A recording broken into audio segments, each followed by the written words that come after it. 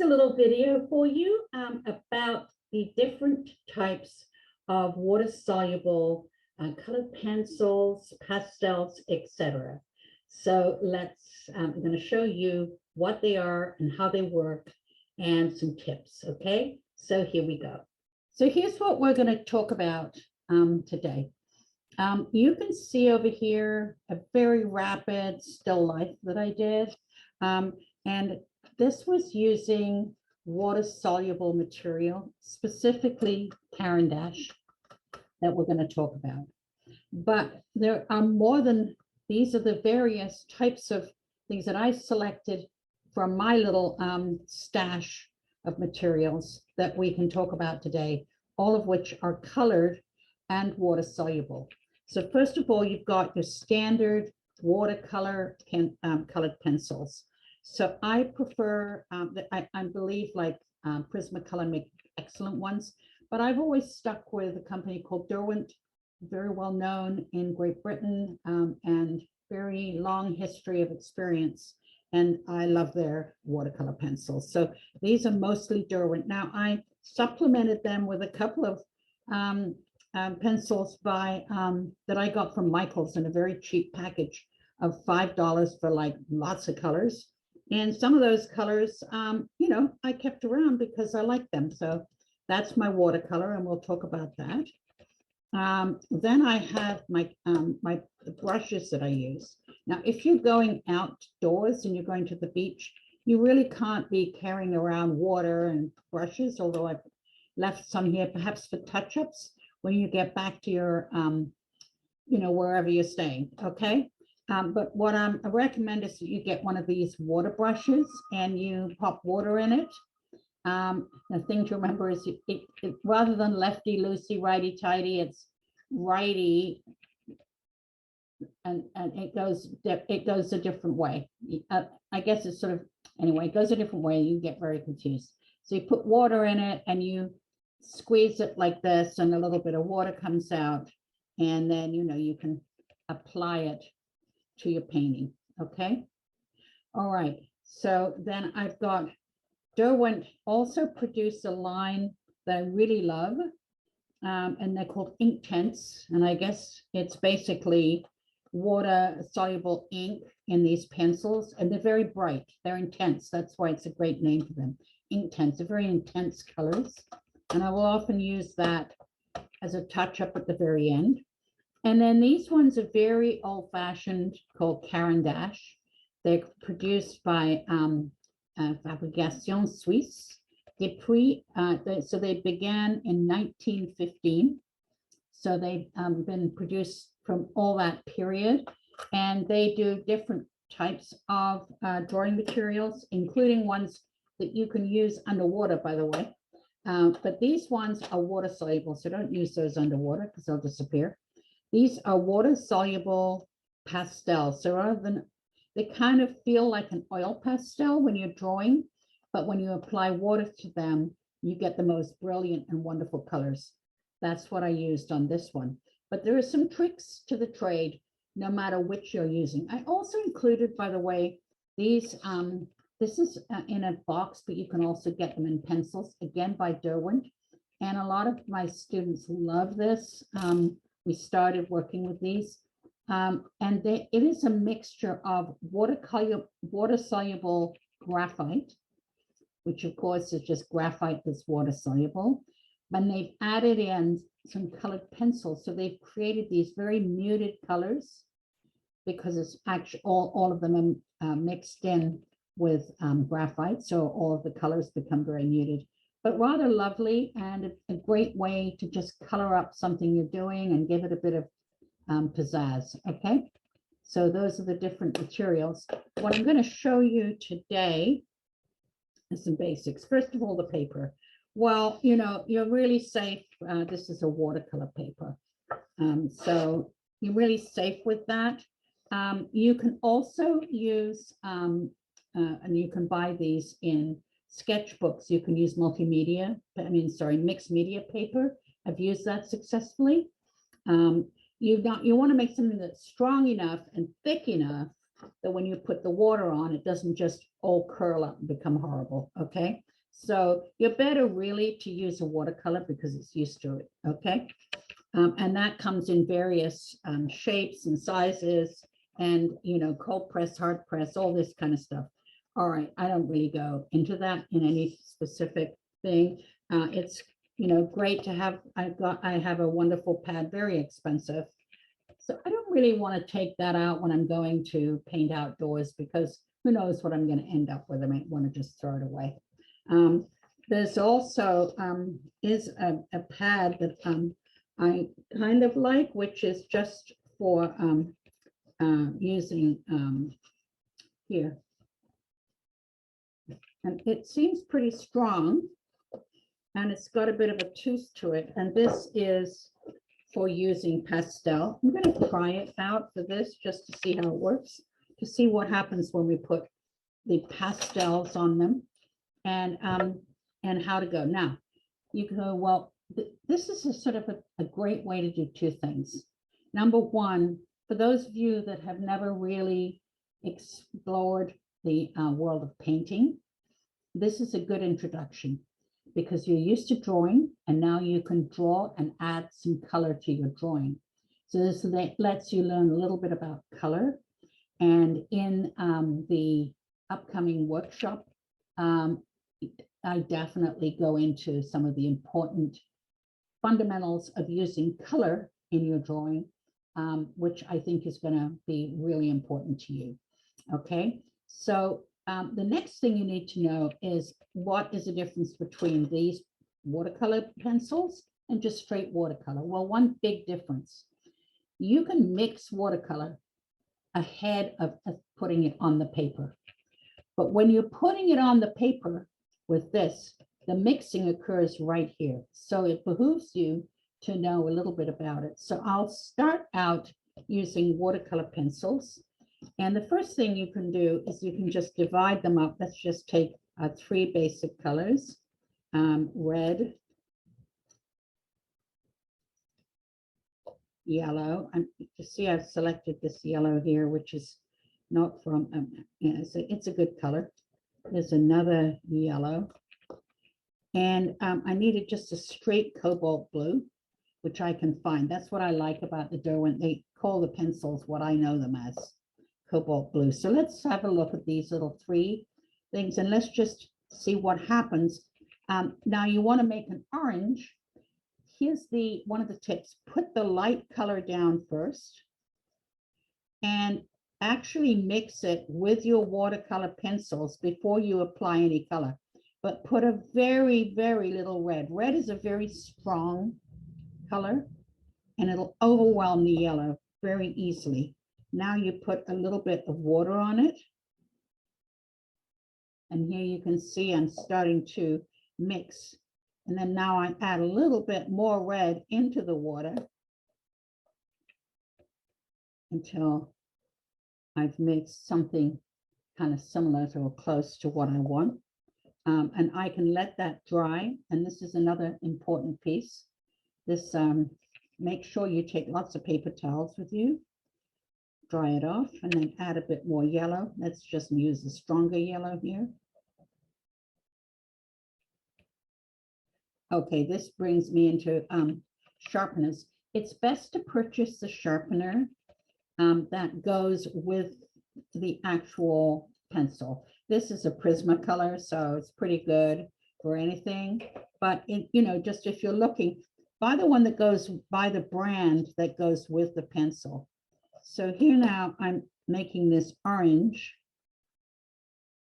And I'm now going to compare this with just straight watercolor paper, which I think will be a lot more friendly. So let's try that one. And this way you're kind of trying out some different things and seeing how they work. So let's put some yellow down. And again, I'm using these pencils here. And now I'm going to put a little bit of red on top of it.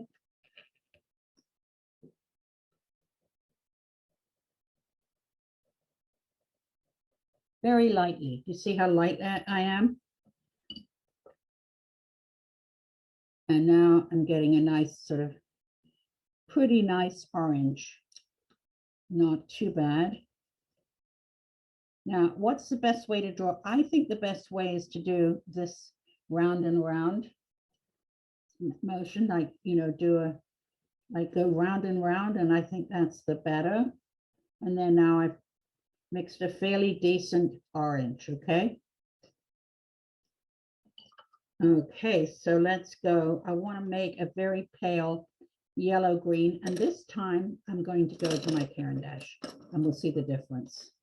So here we go, Caran d'Ache again. Put the yellow down first,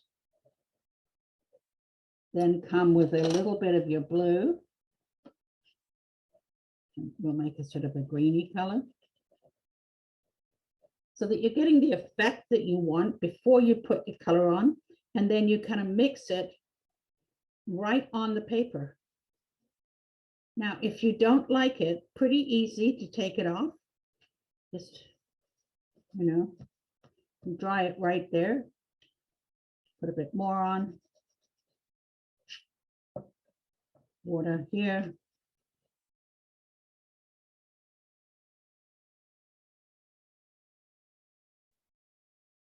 And there I've got the green that I kind of like. Now, what happens if you're seeing some green, but it's not, you know, some of these colors are very bright.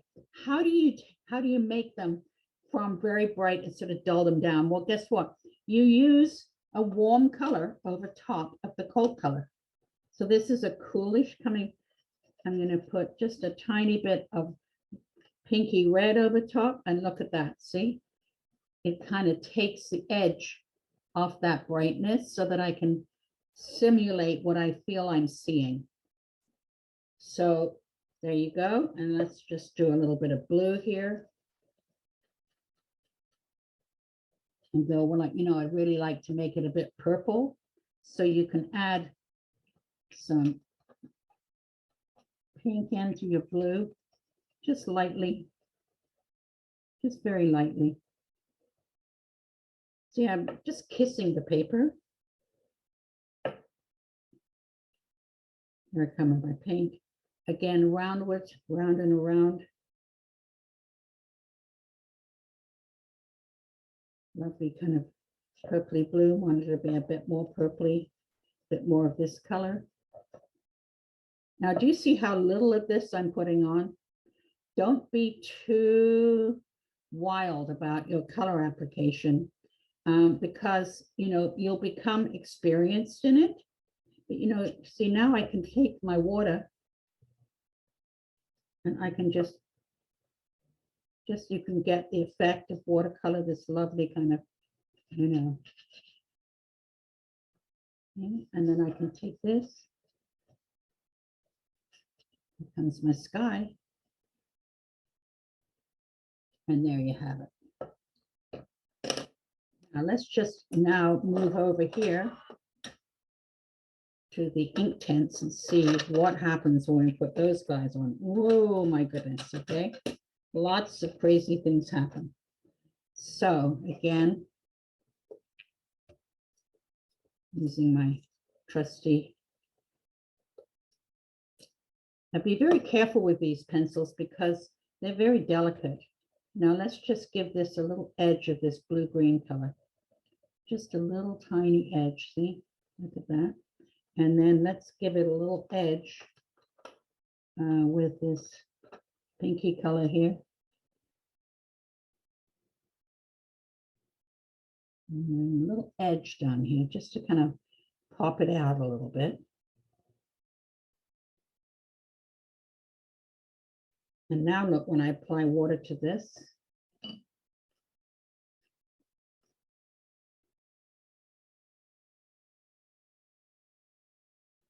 very much more intense color. So you can really sort of go crazy with your intensity of color.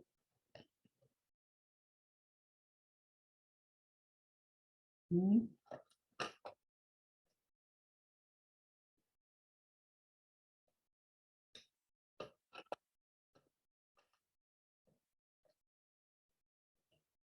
right here. There we go. Look at that. Okay. So these really push, look at the intensity of that color.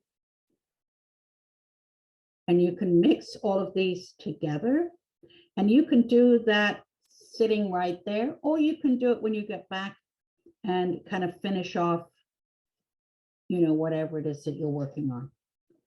And then let's say we wanted to intensify this color in here. So I'm going to add some of this yellow first up. And I'll add a little bit of the red. And this is of the Inktense pencils.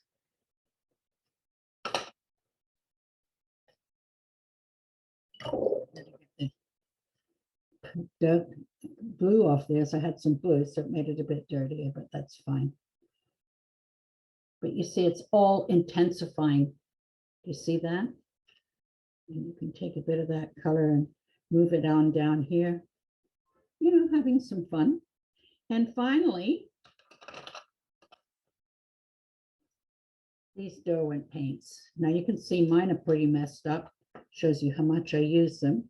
But you can get right here. This is the kind of the yellow. It's yellow, but it's got a lot of it's mixed here, and like a brownie color, actually, that one. But you can see how light it is. Yeah, this one here.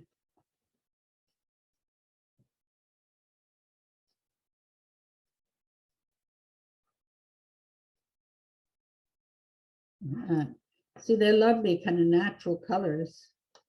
And I have used these quite effectively, actually. Like a sort of a bluey gray. But you can take warm colors against cool colors, and you'll still get a lot of effect. You see warm, cool. See what this color is. And that's even more sort of more of a just a straight color. I mean, and over here we've got lovely color here. My favorites, kind of a purpley color.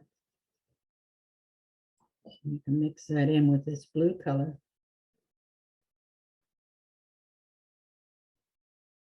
And get very, very delicate results if you know what you're doing. And then finally, got some red. So even though they're very limited in palette, you can always play your warms and your cools together, and you can get a very effective painting. And I like using this along with a pen. And, you know, if I had a few Inktense pencils, I could just do a little bit of intense color in here.